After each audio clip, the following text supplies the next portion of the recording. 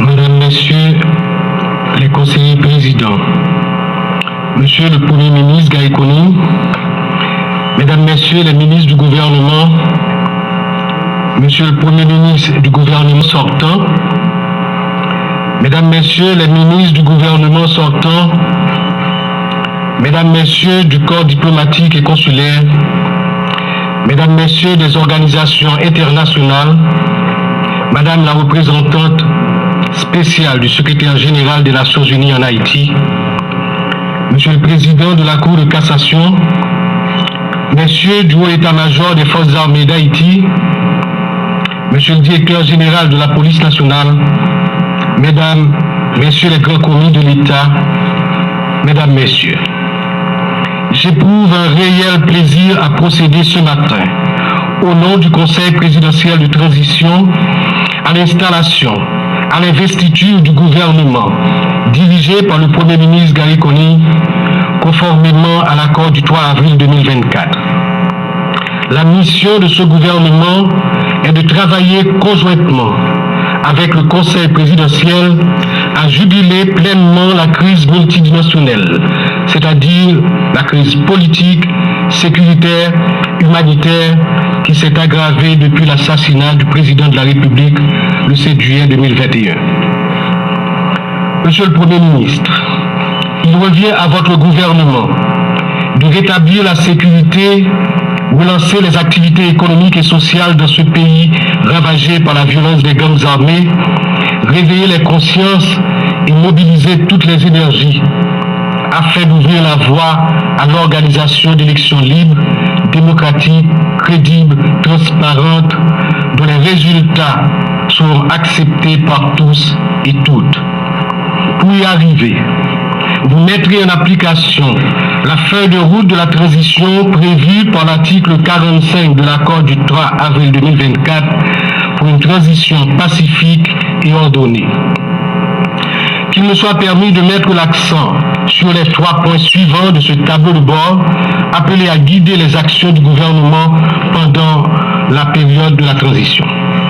Il s'agit de la réforme et le renforcement des forces nationales de sécurité, la préparation de la conférence nationale, le renforcement des institutions étatiques de lutte contre la corruption et l'impunité. La réforme et le renforcement des institutions nationales de sécurité sont indispensables à la survie de notre nation. Il vous faudra définir une stratégie de sécurité nationale qui passera par les objectifs à atteindre, les moyens à mettre en œuvre et les ressources à mobiliser par l'État pour assurer la sécurité du territoire, protéger la population haïtienne et ses intérêts vitaux. La police nationale d'Haïti et les forces armées d'Haïti ont pu tenir en respect les gangs armés, freiner leur avancée et les empêcher ainsi de prendre contrôle de la capitale.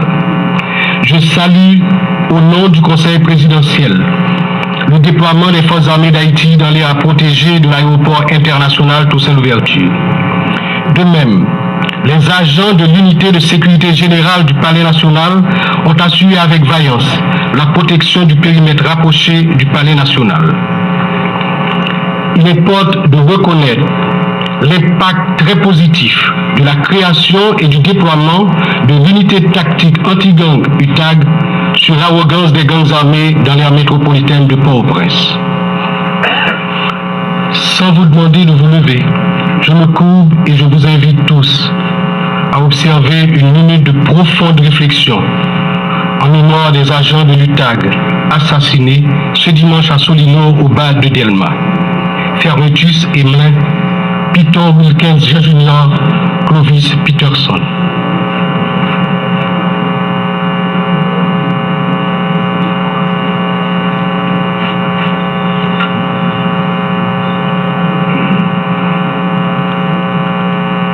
Merci.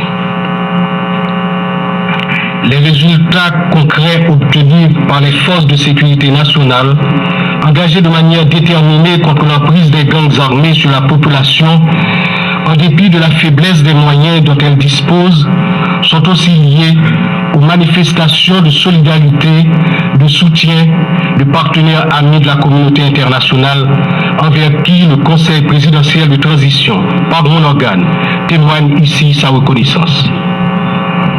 Monsieur le Premier ministre, la tenue de la conférence nationale sera l'occasion pour les forces vives de la nation d'analyser les racines historiques de la crise haïtienne, les défis socio-économiques auxquels la nation est confrontée, la méfiance qui la divise et la possibilité d'arriver à un compromis sur un pacte à long terme de gouvernabilité.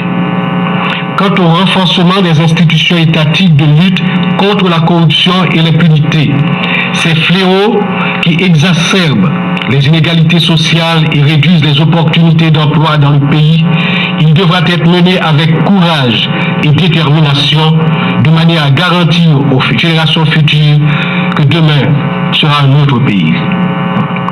Votre expérience, notamment à l'international, Monsieur le Premier ministre, est un gage de réussite dans ce domaine pour le plus grand bien de la patrie commune. Mesdames, Messieurs les ministres, le Conseil présidentiel de transition et le gouvernement ont une mission délicate et historique à accomplir. Nous devons réussir pour faire renaître l'espoir en l'avenir du pays. Nous devons nous mettre à la hauteur de cette difficile tâche pour combler les attentes d'une population qui a tant souffert de sa chair, de ses biens, de son esprit et de sa dignité. La population attend des résultats tangibles et elle nous demandera des comptes. Je salue et je remercie l'ancien Premier ministre Boisvert et les membres du gouvernement sortant pour leur collaboration durant la période intérimaire. Monsieur le Premier ministre Koning, Mesdames, Messieurs les ministres, en acceptant d'être membre du gouvernement de transition, vous avez mesuré la portée des engagements pris et les conséquences qui en découlent.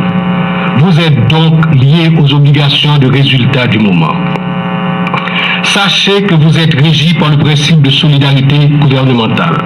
Ainsi, la cohésion, la transparence, votre capacité de travailler en équipe guideront-elles vos actions et vous permettront d'atteindre les objectifs fixés dans la feuille de route. Mettez-vous au travail.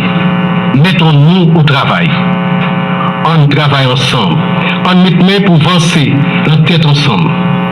Cultivez chaque jour dans votre travail le sens du devoir patriotique, le service public, afin d'adresser tous les défis qui vous attendent. Bon travail et du succès à vous, Monsieur le Premier ministre, et à toute l'équipe gouvernementale. Merci en pile.